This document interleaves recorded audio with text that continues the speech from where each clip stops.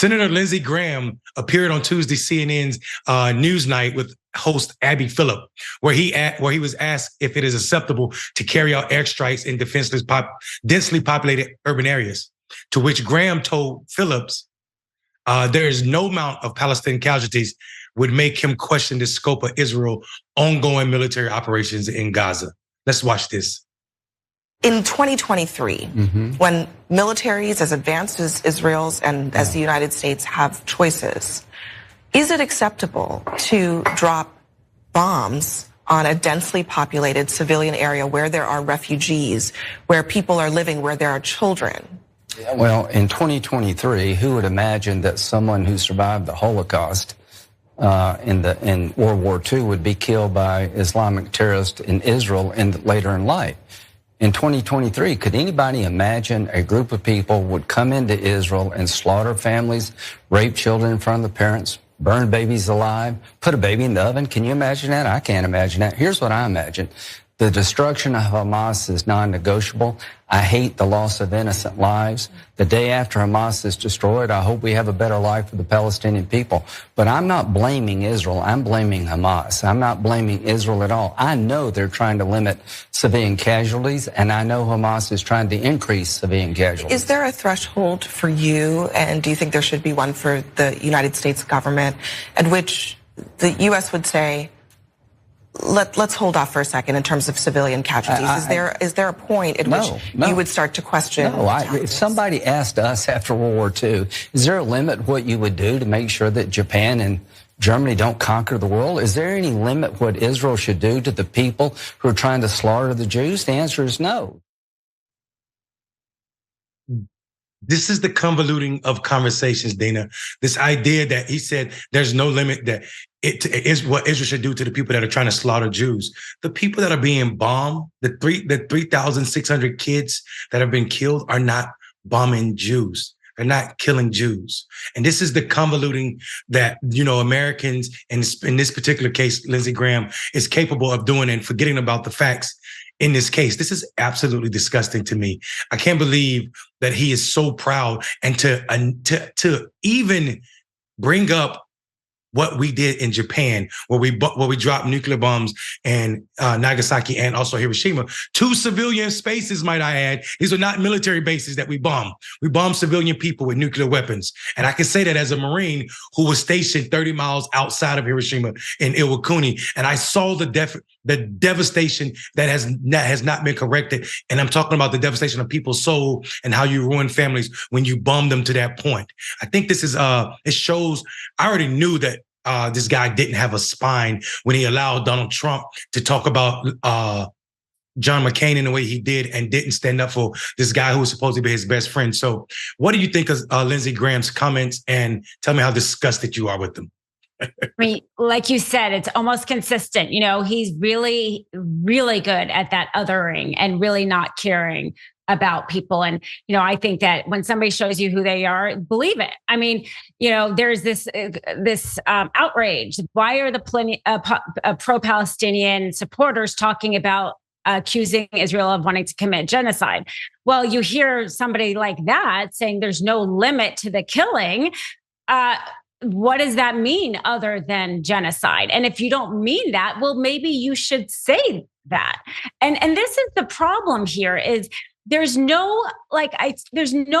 nobody here in this country is addressing that the civilians. There's a child who was interviewed, and she said to a reporter in Gaza, a child in Gaza, said, "We are overpaying for a sin we did not commit."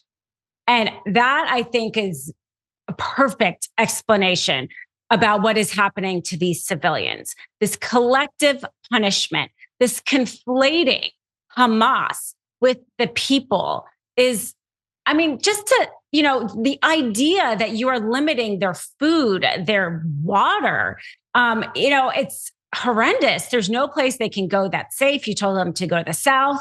Now you're bombing the South. We are not in the dark ages. We're not even in the stage of after World War II, when nuclear bomb was our best weapon. We have really sophisticated tactical weapons. We have sophisticated commandos.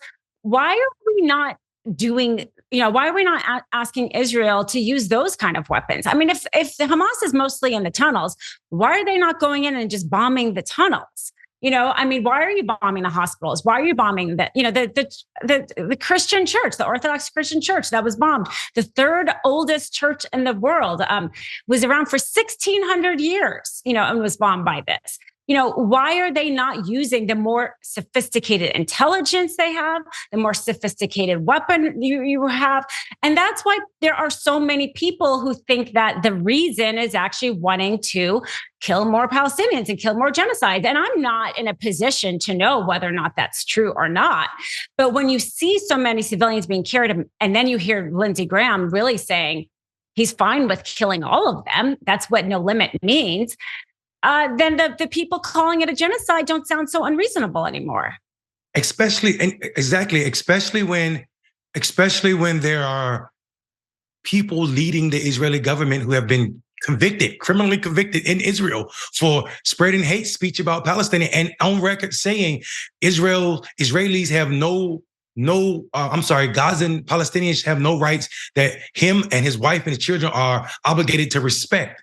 When you couple these three things and seeing that this person is controlling the military, we are left to think about that and in a real way. And also, I would say, when we're talking about the cost, the toll, I have to go back to this. When you're talking about children, it's important that we're saying children. Since October the 2nd, more than 3,648 children have been reported killed, according to the Ministry of Health in Gaza and Israeli, respectfully.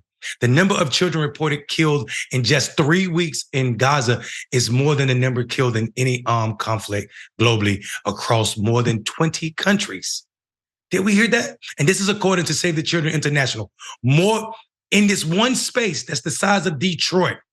They have the hurt. They have the cost of owning the space that 3,600 kids have been killed. That's more than 20 countries across the world. A space the size of Detroit. What does that do to a community? How do you rebound? When we're thinking about that, children make up more than 40% of the 8,796 people killed in Gaza, and more than a third of all fatalities across the occupied Palestinian territories in Israel, with a further 1,000 children reported missing in Gaza, assumed buried under the rubble. The death toll is likely much higher. Again, that is according to a press release by Save the Children. Dina, I'll let you have the last word on this because it's a bit rough. I mean, to the death toll, Biden tried to walk away from it and say he didn't know how reputable it was. The UN has said that it is most likely much higher because they haven't counted people in the rubble. And that, to me, what Biden said was almost one of the most upsetting things. Like, I get he's going to maybe be pro-military, but to not even acknowledge the people who have died is that classic dehumanization.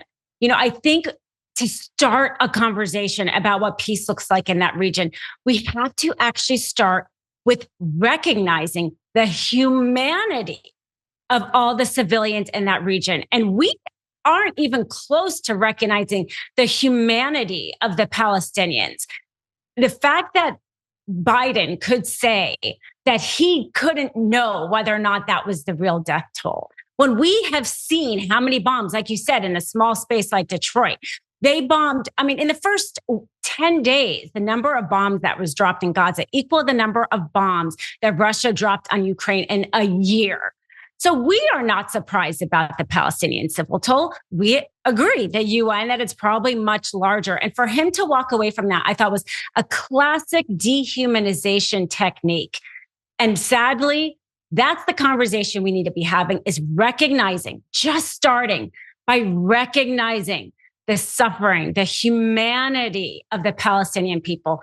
And maybe then people like me can feel like they can be seen in this country. Yeah, and we should also say that, again, supporting Israelis' right to life and also Palestinians' right to life and not putting one over the other does not make us anti-Semitic. Right. We also recognize, we should be obligated to recognize that the Semitic people are both of these people.